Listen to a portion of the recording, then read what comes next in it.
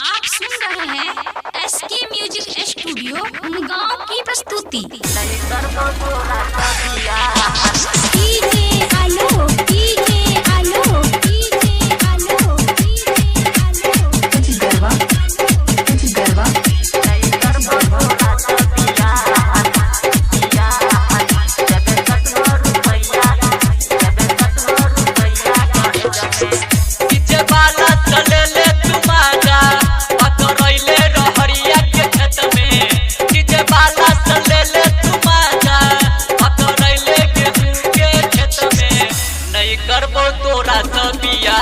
गोरी देवे कतनो रुपैया दहेज में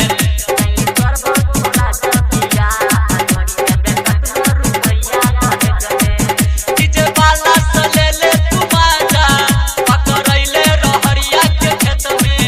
डीजे वाला से ले ले तू माजा पकड़ैले गेहूं के खेत में।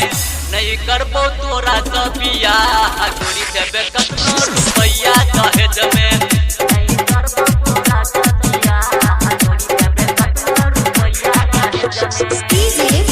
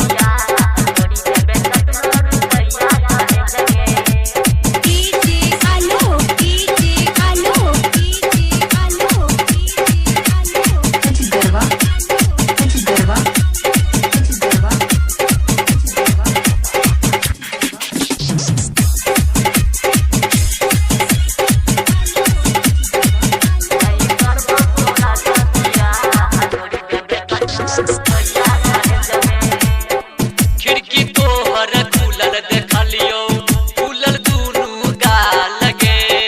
बोले न हमारा कहिया चुसैबे अपन दुनू ओठला लगे।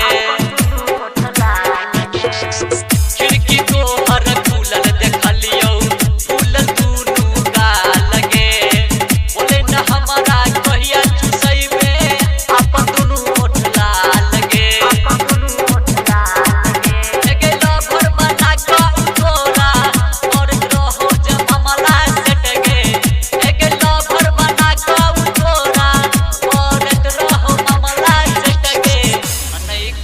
तोरा से बियाह गोरी देवे